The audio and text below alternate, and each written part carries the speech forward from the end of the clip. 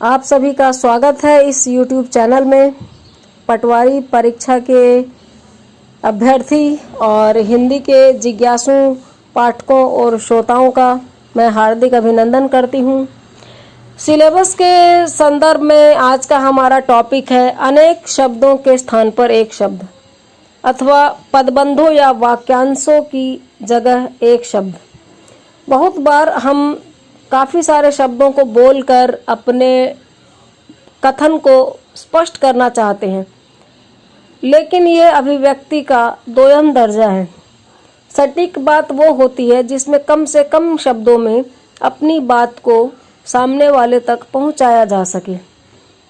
एक वाकया याद आ गया, काफ़ी पहले पढ़ा था। एक विदेशी कुछ दिन से आगरा में निवास कर रहा था। थोड़ी बहुत हिंदी बोलने समझने लगा था। मार्केट में गया तो एक दुकान से 6 अंडे खरीदे। फिर दुकानदार से कहने लगा, हम अंडे की माँ मांगता है। आप लोग समझ गए होंगे कि वह क्या चाहता था। दुकानदार मुस्कुराया और बोला, मुर्गी? अच्छा हाँ भाई साहब, मुर्गी हमारे पास नहीं है, आगे मार्केट में मिलेगी। इसी तरीके से आप पहेलियों को देख सकते हैं। पहेलियाँ बहुत सारे शब्दों के बदले में एक ही शब्द उत्तर के रूप में मांगती है। जैसे कि हरी थी मन भरी थी, लाल मोतियाँ जड़ी थी, राजा जी के बाग में 2 शाला ओढ़े खड़ी थी। अब ये आपको पता है क्या था? नहीं जानते तो हार मान जाइए। ये उत्तर है मक्के का भुट्टा। शब्दकोश में ननिहाल का अर्थ लिखा होता है वह गांव या शहर जहां नाना नानी का घर हो। अब इसको उलटकर हम यूं कह सकते हैं, वह गांव या शहर जहां नाना नानी का घर हो डैश ननिहाल। यानी पहेलियों से इस तरीके की बुझावल आसान है, क्योंकि वाक्य या वाक्यांश में ही संकेत मिल जाते हैं। कई बार ठीक ठीक शब्द न जानने या याद में न आने से बड़ी भद्द हो जाती है और आदमी लंबी चौड़ी हाँकने लगता है। मेरे एक मित्र भूल गए कि उस स्थान को क्या कहते हैं जहाँ तोपे और बारूद आदि जमा रहता है। मुझसे पूछा तो मैंने बता दिया, तोप खाना। बड़ी राहत मिली उनको उत्तर सुनकर। ठीक ठीक शब्द ज्ञात हो तो कामना पूरी हो जाती है। हम क्या कहना चाहते हैं? किसी भाव या विचार को जितने कम शब्दों में प्रकट किया जाए उतना ही उसका गहरा और पहना प्रभाव पड़ता है। जब किसी कपड़े पर सूर्य की किरणों को आतशी शीशे के द्वारा केंद्रित किया जाता है तो सैकड़ों में वह कपड़ा जलने लगता है। किसी भाषा की समृद्धता की यह भी एक पहचान है कि उसमें विचारों और भावों को संक्षिप्त और सटीक शब्दों में व्यक्त किया जा सकता है। अब ये अनेक शब्दों के स्थान पर एक शब्द वर्णक्रम अनुसार भी होता है।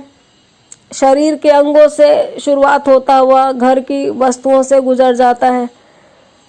यहाँ पर हम लिमिटेड उसको लेंगे रैंडमली। जो बहुत इम्पोर्टेंट है, जो काम में आते हैं, अक्सर परीक्षा में पूछे जाते हैं, उसको हम प्रमुखता से स्थान देंगे। तो हम अ से शुरू करते हैं या साथ में अ के बाद क।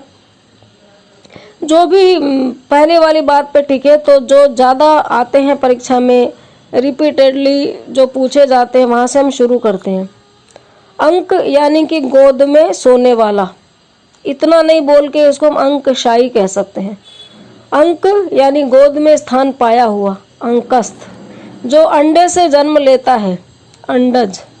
किसी कथा के अंतर्गत आने वाली दूसरी कथा, अंतर कथा।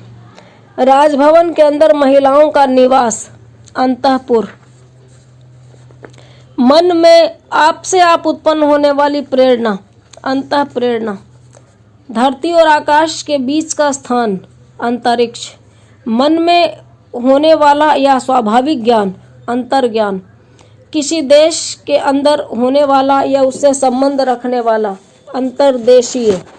किसी वस्तु के अंदर दृढ़ता पूर्वक वर्तमान या स्थित, अंतर्निविष्ट। गुरु के साथ या समीप रहने वाला छात्र, अंतेवासी। जो अंतिम यानी शूद्र वर्ण में जन्मा हो, अंत्यज। किसी पद्य के अंतिम अक्षर से नया पद्य प्रारंभ करने का खेल, अंत्याक्षरी। तर्क के बिना मान लिया गया विश्वास, अंधविश्वास। अपने अंश या हिस्से के रूप में कुछ देना या किसी कार्य में योग देना, अंशदान। जिसमें कांटे या विघ्न बाधा न हो, अकंटक। जो कहा न जा सके, अकथनीय। जो कहा न गया हो, अकथित।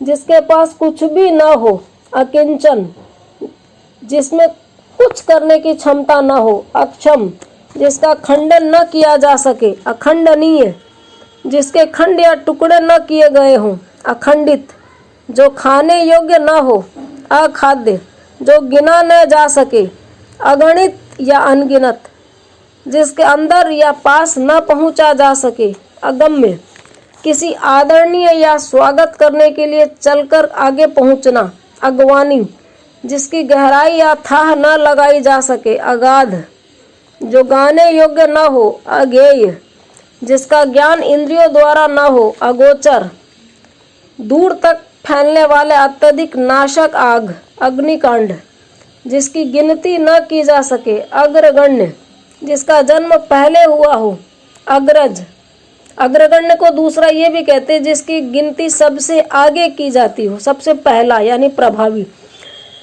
जिसका जन्म पहले हुआ हो, अग्रज, जो किसी देन या पारिश्रमिक मध्य पहले से दे दिया गया हो, अग्रिम, इंग्लिश में इसको एडवांस कहते हैं, जो सबके आगे रहता हो, अग्रणी, वह जो करने या होने वाली बात को पहले से ही सोचे, अग्रशोची, जो चिंतन करने योग्य न हो, अचिंत्य, जिसमें चेतना न हो, अचेतन, जो छेदा न जा सके, अछेद्य, जिसका कभी जन्म न हो, अजन्मा, जिसका कोई शत्रु पैदा ही न हुआ हो, अजात शत्रु, जिसे जीता न जा सके, अजेय, जो कुछ न जानता हो, अज्ञ, जो न जाना गया हो, अज्ञात,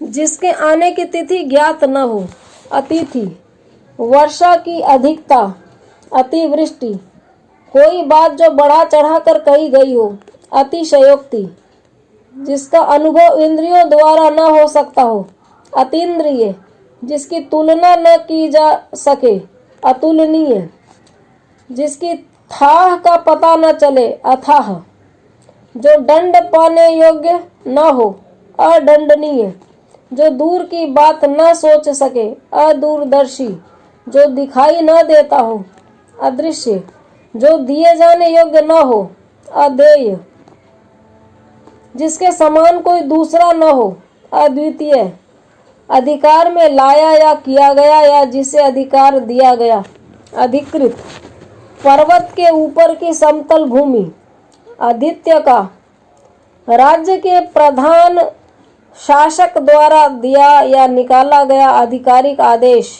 अध्यादेश, वह जो विद्यार्थियों को पढ़ाने का कार्य करता है, अध्यापक, जिसका कोई कहीं अंत न होता हो, अनंत, जिसका एक के बिना किसी दूसरे से संबंध न हो, अनन्य, जो बात सुनी न गई हो, अनसुनी, जिस पर आक्रमण न किया गया हो, अनाक्रांत, जिसका कोई नाथ या मालिक न हो, अनाथ, बिना आयास किए, अनायास, कनिष्ठा और मध्यमा के बीच की अंगुली, अनामिका, वर्षा का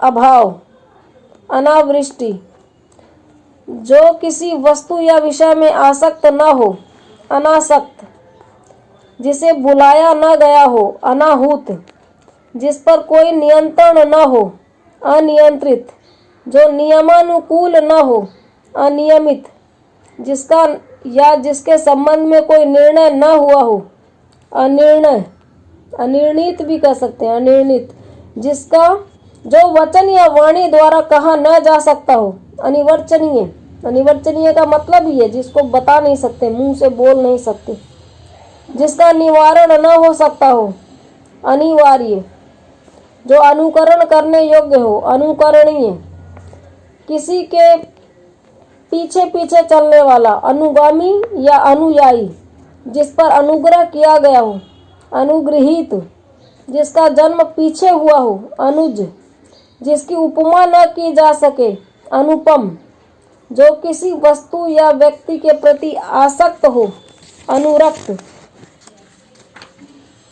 एक भाषा में कही या लिखी हुई बात को दूसरी भाषा में कहने या लिखने की क्रिया, अनुवाद, जो नया न हो, अनूतन, किसी और स्थान पर, अन्यत्र, जिसका मन किसी दूसरी ओर लगा हो, अन्य मनस्क, जिसका अपकार किया गया हो, अपकृत, जो पढ़ा न जा सके, अपठनीय, जो पढ़ा न गया हो, अपठित, दोपहर के बाद का समय, अपराह्न, आवश्यकता से अधिक धन का ग्रहण न करना, अपरिग्रह, जो मापा न जा सके, अपरिमेय, जिसका परिहार यानी त्याग न हो सके, अपरिहार्य, सामान्य या व्यापक नियम के विरुद्ध बात, अपवाद, आवश्यकता या उचित मात्रा से अधिक खर्च करने वाला, अपव्ययी,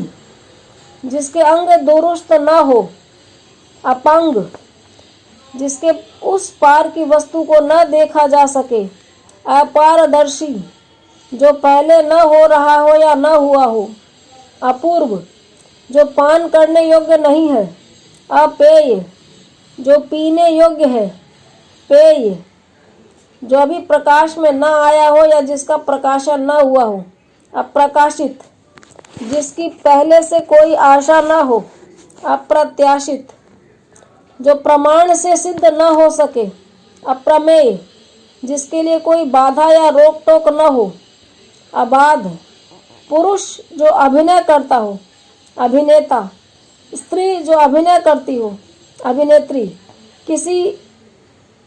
जो किसी अल्प वयस्क बच्चे या अनाथ बालक या स्त्री की देखरेख करता हो, अभिभावक, ऐसी स्त्री जो छोटे बच्चों या पुरुषों की देखरेख करती हो, अभिभावक, जिस पर अभियोग लगाया गया हो, अभियुक्त, जो किसी पर अभियोग लगाता है, अभियोगी, जैसा या जो पहले घटित न हुआ हो, अभूतपूर्व, जो भेदा या तोड़ा न जा सके, अभेद्य, कोई काम स्वभाववश करते रहने की क्रिया, अभ्यास, जो कभी मरे नहीं, अमर, 6 महीने में एक बार होने वाला, अर्धवार्षिक, साप्ताहिक रूप से होने वाला, साप्ताहिक, महीने में एक बार होने वाला, मासिक,